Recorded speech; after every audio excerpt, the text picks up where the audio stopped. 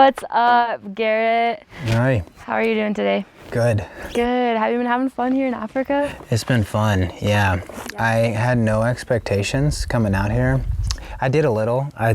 You want to be stoked and be able to get all these incredible shots of animals, but it becomes very real once you get here that there might not be that possibility. Kind of like how we came in here on the first sunset. Yeah. That was a bit of a skeptical. Of a blow to the morale there, yeah. But it makes sense because of where we are at. It looks nothing like where we are now, so. It's so cool. And where are we right now, by the way? So I think we're right directly in the middle of Serengeti National Park, cool. I think. Yeah, that sounds right. Yeah. Sounds about right. And did you go on any cool safaris today? Did you see anything cool?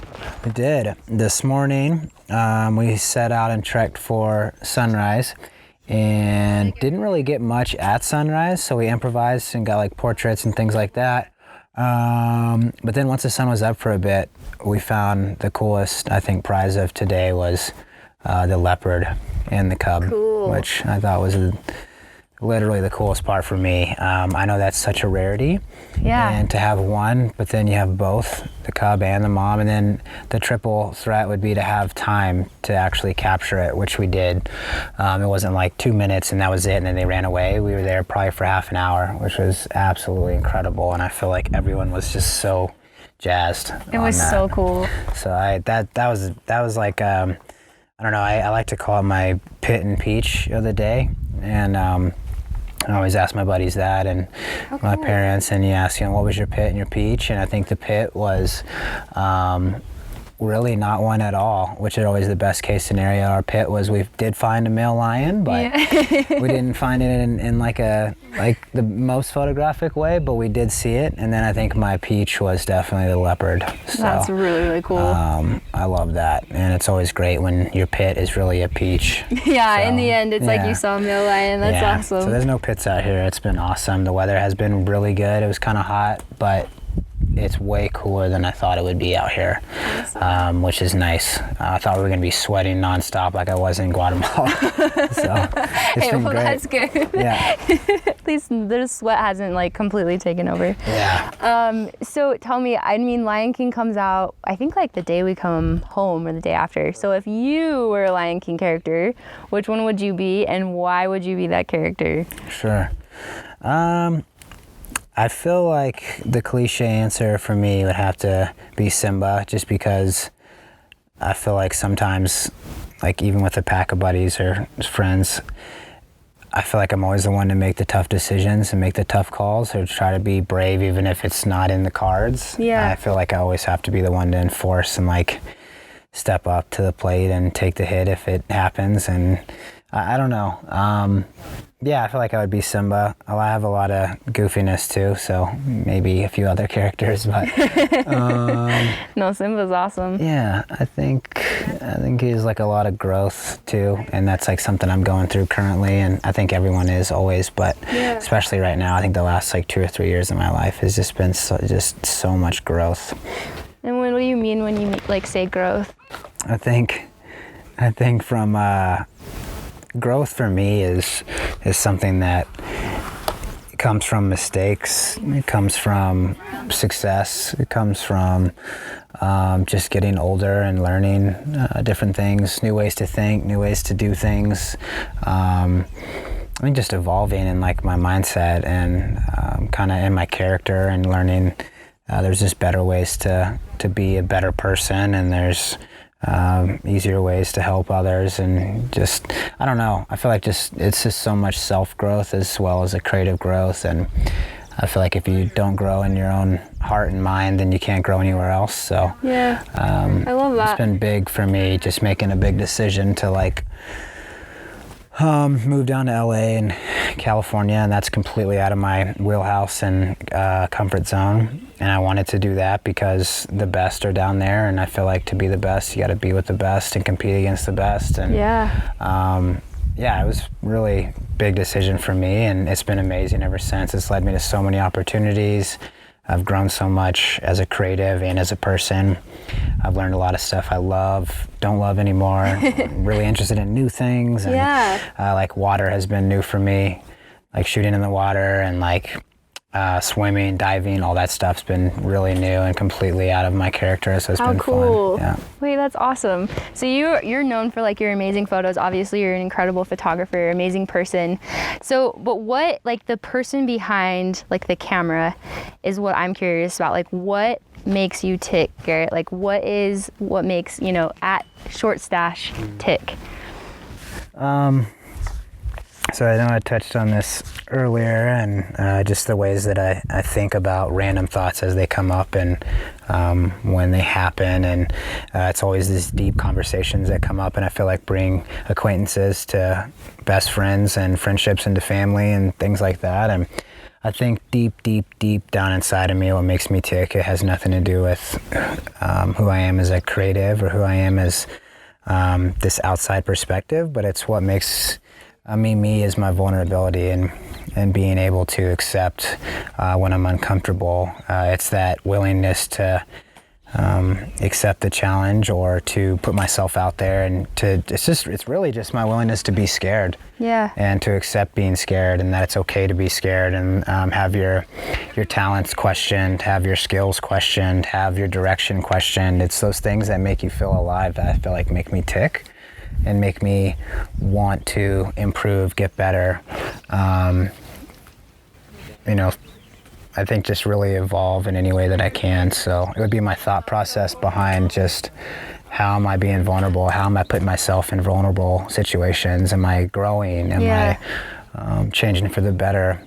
Am I learning from my mistakes?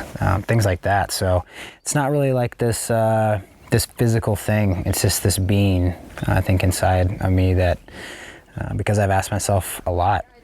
Some people have so many specific answers, and I always thought I didn't really have one. Yeah. You know, and a lot of people, I think, turn to like religion or things like that and say, you know, God is what makes me tick, and that is very true. Yeah. But it's like, what's under the surface of that too?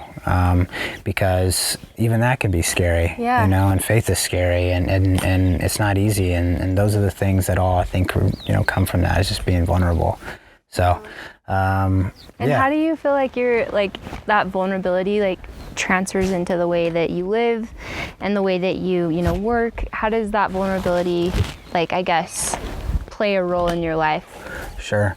I think that being said, you know, and living in that kind of fragile space for me is so huge, because it allows me to push myself, and I think it just always keeps me at a humble level playing field, because that's the way I was raised, and there's so many people who are so good at what they do, and they're always challenging, and they're always pushing the limits and things like that. And so for me to keep that mentality and to know that it truly is, it's not lonely at the top, because so many people are at the top, and there's always a top above you. There's always, the ceiling is always rising, and it's important to know that you're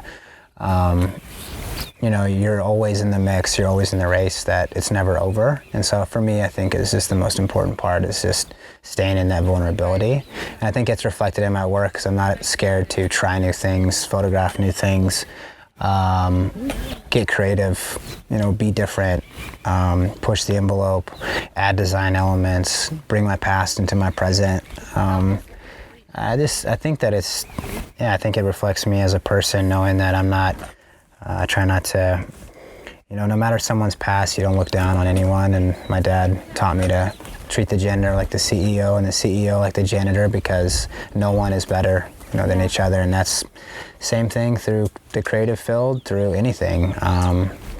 You know, and I just feel like keeping that mentality has helped me go a lot of places, because having a level head and knowing that you're equal to everyone is so good, to stay hungry and stay confident and stay faithful in yourself, and just know that, you know, there's ways to push, there's always ways to improve. So I think it's just that scarcity inside of myself that helps me push. That's really, really cool. And that's amazing to hear that, like, from a creator, because I feel like that's something some might try to hide, like the vulnerabilities by what they create, but I feel like you use that to propel what you do. Sure. And how you live. It's not even just about, like, you know, what you take photos of or how you photograph. It's more about, like, the person you are. Mm-hmm. So it's really, really cool. So that said, like, what is your, like, 5-year plan, I guess? Like, what is next for Garrett? I get asked this a lot. I'm not sure, because as long as, I'm happy and fulfilled, that is literally what my life has come down to, is fulfillment. And if that's making coffee for people and loving on people every day, then that's what I want to do in 5 years. And if I can make a living that way, that's what I want to do in 5 years. If it's build an empire for a creative agency and have other photographers, designers, filmmakers, and everything come together and make, something epic and change the world, and that's what I want to do in 5 years. And maybe it's a little bit of both. Maybe I'm part-time barista, part-time empire maker, but I don't know. Yeah, I think it's definitely God's plan and not mine, and it's been really fun kind of relying on his plan and not mine, because I never thought I'd be in Africa, with you guys, or meeting new people across the world. I have gone to so many journeys and adventures that I never ever thought were going to happen to me, coming from like a small town in Texas. And yeah, I think that reason specifically, and changing career paths at a younger age and having that past and all those things, like this day and age, you can do anything at any given moment. And so I feel like it's that unknown and excitement that gives me kind of this unknown answer, because I'm not sure. And that also excites me, because anything's possible. And it could be directing in 5 years. I could be running a coffee shop. It's so cool. Yeah, there's just, the options are endless for you, which I think is really, really cool. And you can, I don't know, just having been on this trip with you and seeing you like interact, like we were just talking, like he's so cool, because he doesn't you don't put yourself above others. And I think that you treat everyone the same, like you were saying, you treat the janitor like the CEO like the janitor. And I think that's really cool. And so how have you implemented that into your life? And how do you do that? Do you just try to be nice to everyone, or is it just something that just comes naturally to you? I think a lot of that is just the way I was raised, to my parents, and the humility of growing up and, on the other side of town of a lot of my best friends who grew up in very wealthy, rich homes and did, I was so blessed with the way I was raised, though. I never asked for anything, never went without anything, loved my parents. And but I think I just saw a lot of things growing up, some rougher neighborhoods and stuff like that around, that you just, my dad just would always help anyone at any given time.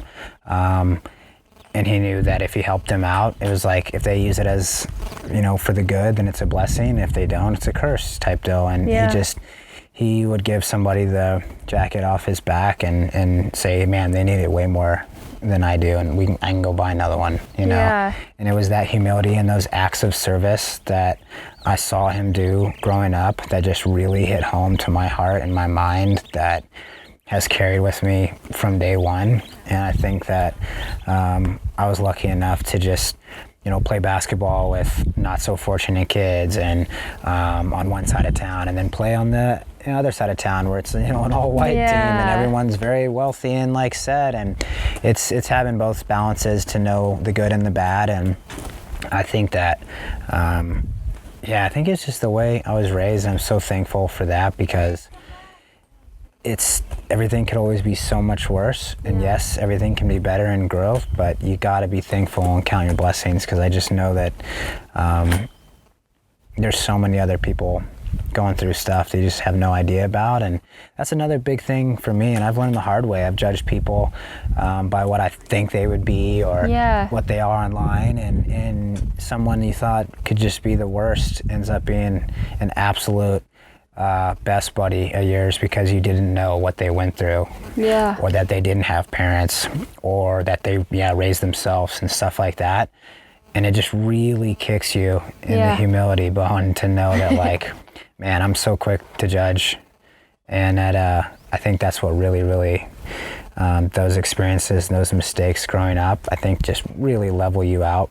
Cool. And keep you kind of at that level playing field, knowing man, everyone's human. So I was given very blessed opportunities, and I was able to capitalize on them and work hard and put my name out there and make something of myself, and everyone can do that. So it doesn't make me better than anyone. I just was given those options, and I, took that advantage. So I just hope that I can do that for other people. That's really, really cool. Because like I've always had that mentality: if one makes it, we all make it. So I love that. Well, hey, thank you so much for taking the time today to talk to us. Is there anything else you want to like say? Anything to your followers, or like any advice you'd give to people about life? Yeah, I think the one piece I always try to take with me is if you're going to do something, you do it because you absolutely love it and you believe in it and it believes in you and it's in you. And if you're going to talk about it, be about it. And if you're going to put your best foot forward, just do it all cards in, all hand is in. Because I feel like too many people are half and half, 1 foot in the pool, 1 foot out, and they're so scared to jump, and you gotta jump. You gotta jump. Yeah. For me, I pulled the rug out from underneath me and had no choice, and I left a design job, and it's sink or swim. I just feel like so many people are scared, and it's okay to be scared. Yeah. Everybody gets scared. And it's up to you to kind of harness that, but I just feel like take risks. You're never going to get anywhere if you don't take risks. And I think that's like my biggest piece of advice that goes across the whole board is take risks. That separates you from those that won't. So. Wow, and I think that's what's made you stand out as a creator. So keep up the good work. You're awesome.